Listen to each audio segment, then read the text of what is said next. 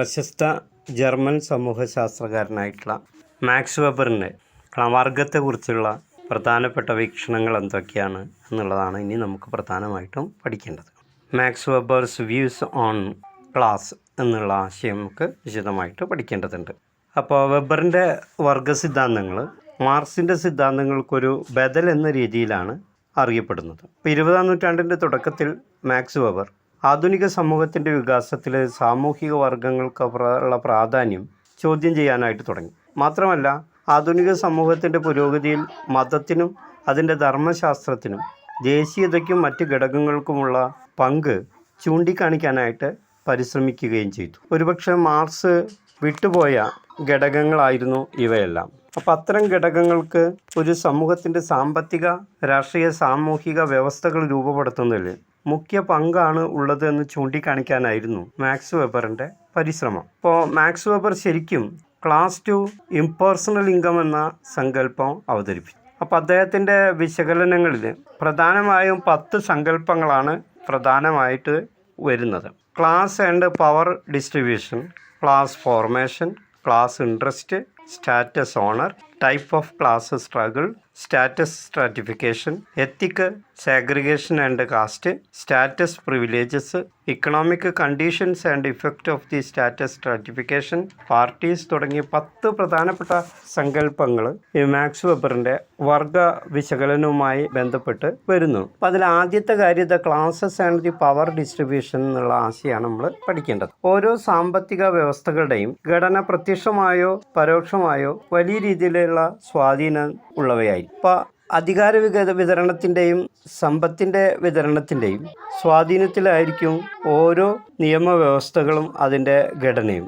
ഇപ്പോൾ സാമ്പത്തിക അധികാരം വന്നു ചേർന്നാൽ മറ്റെല്ലാ അധികാരങ്ങളും തന്നെ കൂടെ വന്നുകൊള്ളും എന്ന ആശയമാണ് മാക്സ് വെബറിന് ഉള്ളത്. ഒരുവന് സാമ്പത്തിക അധികാരം കൈവന്നു കഴിഞ്ഞാൽ പിന്നെ അതിൻ്റെ അടിസ്ഥാനത്തിൽ രാഷ്ട്രീയ അധികാരവും സ്വാധീനവും സാമൂഹിക ആദരവും ആഭിജാത്യവും അന്തസ്സും കൈവരുക തന്നെ ചെയ്യും. ഇപ്പോൾ സാമൂഹിക വ്യവസ്ഥയും സാമ്പത്തിക വ്യവസ്ഥയും സമാനമല്ല എന്ന വീക്ഷണമാണ് തുടക്കത്തിലെ മാക്സ് വെബർ വെച്ച് പുലർത്തുന്നത്. സാമ്പത്തിക വ്യവസ്ഥ എന്നത് സാമ്പത്തിക ഉൽപ്പാദനങ്ങൾ, സേവനങ്ങൾ എന്നിവയുടെ ഉൽപ്പാദന വിതരണം, അവയുടെ ഉപഭോഗം എന്നിങ്ങനെ സമൂഹത്തിൽ നടക്കുന്ന ഇത്തരം പ്രവർത്തനങ്ങളെല്ലാം സൂചിപ്പിക്കുന്നു. സാമൂഹിക വ്യവസ്ഥ ഒരു സമൂഹത്തിലെ വ്യക്തികളുടെയും സംഘങ്ങളുടെയും പദവി, അതുപോലെ തന്നെ സ്ഥാനം തുടങ്ങിയവയെ പ്രതിനിധാനം ചെയ്യുന്നു. ഈ സമൂഹത്തിലെ സാമ്പത്തിക അധികാര വിതരണത്തെ അടിസ്ഥാനമാക്കി തന്നെയാണ് സമൂഹം നിലനിൽക്കുന്നത്. അതിന് ആനുപാതികമായിട്ടാണ് ഓരോ സമൂഹങ്ങളുടെയും വർഗ പദവിയും കണക്കാക്കുന്നത്. അത്തരത്തിലുള്ള ചില സവിശേഷതകൾ നമുക്ക് കാണാനായിട്ട് സാധിക്കും. മാക്സ് വെബറിൻ്റെ വിശകലനങ്ങളിൽ പ്രാധാന്യമർഹിക്കുന്ന ഒരു സങ്കല്പമാണ് സ്റ്റാറ്റസ് സ്ട്രാറ്റിഫിക്കേഷൻ അഥവാ പദവി ശ്രേണീകരണം എന്നത്. പദവി എന്നതൊരു സാമൂഹിക ഗ്രൂപ്പിലെ അംഗമെന്ന നിലയിൽ ഓരോരുത്തരിൽ നിന്നും പ്രതീക്ഷിക്കുന്ന ബഹുമാനാർഹമായ ജീവിത രീതിയും പെരുമാറ്റവുമാണ്. സാമൂഹിക നിയന്ത്രണങ്ങൾ പൊതുവെ പദവി അധിഷ്ഠിതമായ സമൂഹത്തിൽ അല്ലെങ്കിൽ സമൂഹങ്ങളിൽ വിവാഹങ്ങളിൽ മാത്രമായി ഒതുങ്ങുന്നു. അതായത് ഒരു വിവാഹിതനായ വ്യക്തിക്ക് അവിവാഹിതനായ വ്യക്തിയേക്കാൾ സമൂഹത്തിൽ ബഹുമാനം ലഭിക്കുന്നു. മറ്റുള്ളവരുടെ അംഗീകാരവും ആദരവും ലഭിക്കുന്നതിനായി ഓരോ വ്യക്തികളും ക്രമേണ സ്വജാതി വിവാഹം സ്വീകരിക്കാനായിട്ട് തുടങ്ങി. ഇതിൽ സമൂഹത്തിൽ വളരെ പെട്ടെന്ന് പടർന്ന് വ്യാപിക്കുകയും ചെയ്തു. ആരും തന്നെ ഇതിൽ നിന്നും വേറിട്ടൊരു ജീവിത രീതി അനുകരിക്കാതെയായി. ഈ ഒരു ഏകതാനത സമൂഹത്തിൻ്റെ ഐക്യത്തിനും ജാതിയുടെ ശാക്തീകരണത്തിനും പദവി ശ്രേണി രൂപീകരണത്തിനും അതിൻ്റെ വികാസത്തിനും സഹായകരമായി എന്നുള്ളതാണ്. ഇപ്പോൾ വളരെ സൂക്ഷ്മമായി നോക്കിയാൽ കാണാൻ കഴിയുന്ന ഒരു പ്രധാനപ്പെട്ട കാര്യം, നാം ജീവിക്കുന്ന സമൂഹത്തിൽ നടക്കുന്നത് സ്വജാതി വിവാഹ രീതിയിലൂടെ പദവി സൃഷ്ടിക്കപ്പെടുന്ന പ്രക്രിയയാണ്. ഇതിൽ നിന്ന് ഒരു കാര്യം വ്യക്തമാണ്, സ്വജാതി വിവാഹം അഥവാ എൻഡോഗമിയാണ് പദവി ശ്രേണി രൂപീകരണത്തിൻ്റെ സ്വാഭാവികമായ ഉറവിടം. അധികം താമസിയാതെ തന്നെ സമൂഹത്തിലൊരു പ്രത്യേക തരംതിരിവും നടക്കുന്നു. ക്രമേണ ഇത്തരം പദവി ശ്രേണി കൂട്ടങ്ങളുടെ സ്ഥിരത ഒരു യാഥാർത്ഥ്യമായി മാറുകയും ചെയ്തു. സമ്പത്തിൻ്റെ വിതരണ രീതിയുടെയും അടിസ്ഥാനത്തിൽ പദവി ശ്രേണികൾ സമൂഹത്തിൽ സ്ഥിരത നേടുകയും ചെയ്തു എന്നാണ് മാക്സ് വെബർ അഭിപ്രായപ്പെടുന്നത്. മറ്റൊരു പ്രധാനപ്പെട്ട സങ്കല്പമാണ് വംശീയ വേർതിരിക്കലും ജാതിയും എന്നുള്ളത്, എത്തിക് സെഗ്രിഗേഷൻ ആൻഡ് കാസ്റ്റ് എന്നുള്ളത്. ഇപ്പോൾ പദവി സംഘങ്ങൾ ഒരു അയവില്ലാത്ത ഒരു അടഞ്ഞ ജാതിയായിട്ട് മാറുന്നു. ഓരോ ഗ്രൂപ്പിനും അവരുടേതായ ആചാരാനുഷ്ഠാനങ്ങളും പെരുമാറ്റ നിയമങ്ങളും ഉറപ്പു നൽകുകയും ചെയ്തു. ഉയർന്ന ജാതിയിൽപ്പെട്ട അംഗങ്ങൾ താഴ്ന്ന ജാതിയിൽപ്പെട്ട അംഗങ്ങളുമായുള്ള എല്ലാ ശാരീരിക ബന്ധങ്ങളും സമ്പർക്കങ്ങളും ആചാരപരമായ അശുദ്ധിക്ക് കാരണമാകും എന്ന വിശ്വാസം ശക്തിപ്പെട്ടു. ജാതീയമായ വേർതിരിവുകളും അയിത്തവും ക്രമേണ ശക്തി പ്രാപിക്കാൻ തുടങ്ങി.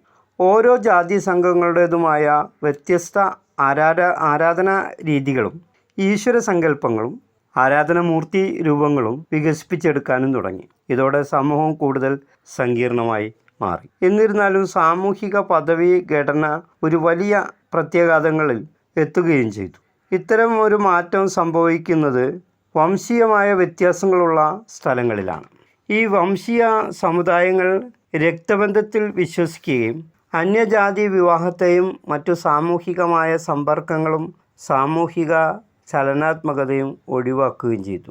ഇത്തരം സമുദായ അംഗങ്ങൾ തങ്ങളുടേതായ സമൂഹം രൂപീകരിക്കുകയും അവരുടേതായ ഒരു പൊതു തൊഴിൽ പാരമ്പര്യം കൈവരിക്കുകയും ചെയ്തു. കരകൗശല വസ്തുക്കളുടെ നിർമ്മാണം, മറ്റു കൈവേലകൾ വളർത്തിയെടുക്കുകയും ചെയ്തു. അവരുടേതായ വംശീയ സമൂഹത്തിൽ ഒരു വിശ്വാസം വളർത്തിയെടുക്കുകയും ചെയ്തു.